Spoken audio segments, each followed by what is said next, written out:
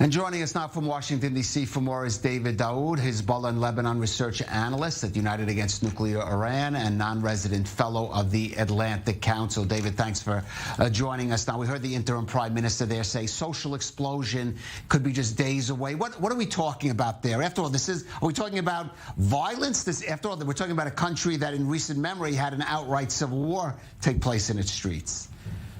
I mean, look, it's hard to tell, and I tend not to play the role of the prophet in these situations. But what my position is to take this warning, as I do with all warnings come from the Lebanese government, with a grain of salt. It's kind of an oft-repeated threat by Lebanese officialdom.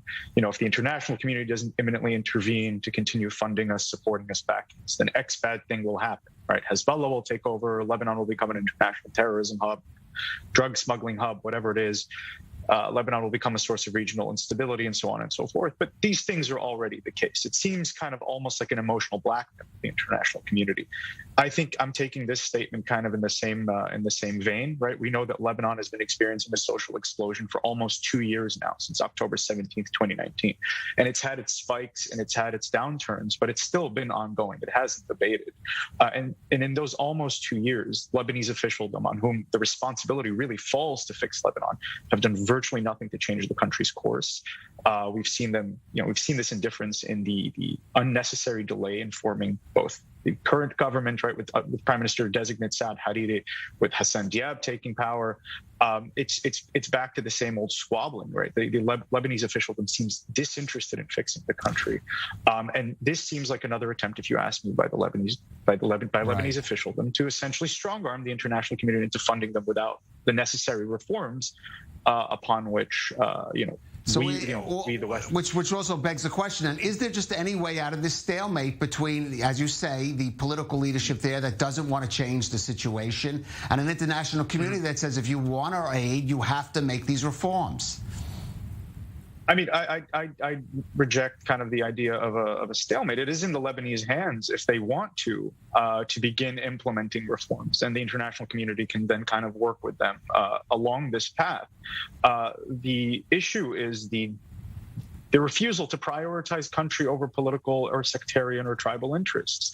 I mean, we saw this with with your case with the Israelis, where different parties from opposite ends of the political spectrum were able to set aside their ideological differences for the best of the country.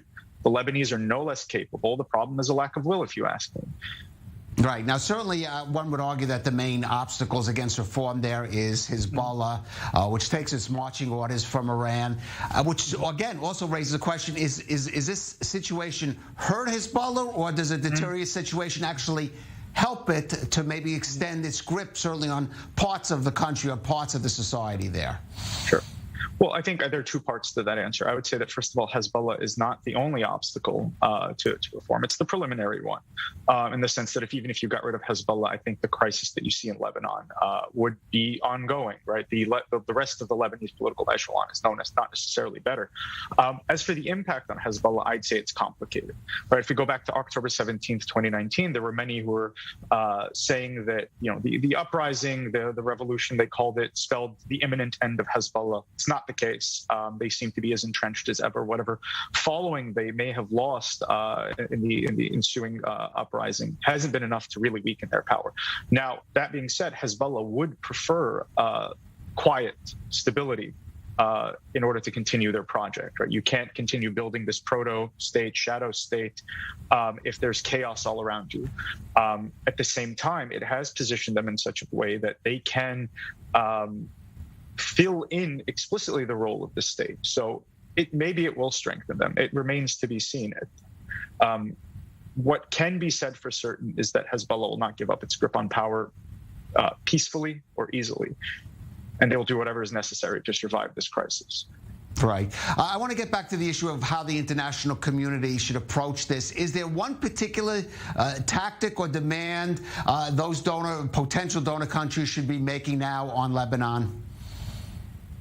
I mean, I don't know if there's one, but we should start to see reforms from the Lebanese if they want to see a single penny, right? They have been in negotiations for over a year now with the International Monetary Fund. Hassan Diab now comes out and says, well, I can no longer negotiate because I'm a caretaker prime minister, and the next government may not accept the results of my negotiations with the IMF. Well, I don't see why that is, right? If there are necessary things that Lebanon needs to undertake in order to get itself out of this kind of this mud of corruption, then any subsequent government should be able to agree with it.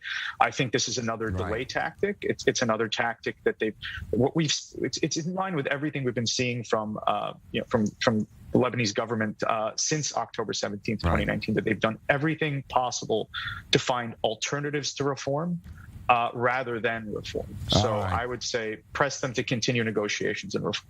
All right, let's hopefully that will bear some fruit, David.